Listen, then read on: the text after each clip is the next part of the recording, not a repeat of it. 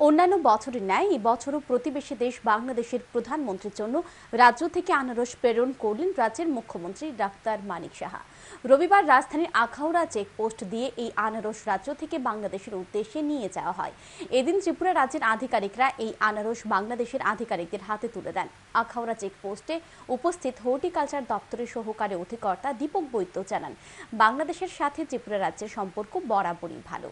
রবিবার রাজ্য থেকে কুইন প্রজাতির আনারস বাংলাদেশের প্রধানমন্ত্রীর উদ্দেশ্যে প্রেরণ করা হয়েছে। মুখ্যমন্ত্রীর পক্ষ থেকে এই আনারস প্রেরণ করা হয়েছে।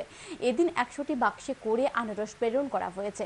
প্রতিটি বাক্সে 6টি করে কুইন আনারস রয়েছে। মোট 500 কেজি আনারস এদিন প্রেরণ করা হয়েছে বলেও জানান তিনি।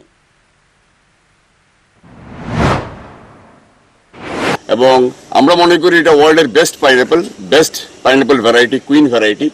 এবং আমরা ভেবে নিয়েছি যে এটাই একমাত্র বেস্ট মাধ্যম যার মাধ্যমে আমরা মধুর সম্পর্ককে আবার নিজেরা জানিয়ে পরস্পরকে আরো আগামী দিনের জন্য নিজেদের অ্যাক্টিভিটি পরস্পরের সুবিধার জন্য, পরস্পরের উন্নয়নের জন্য সক্রিয় রাখতে পারি।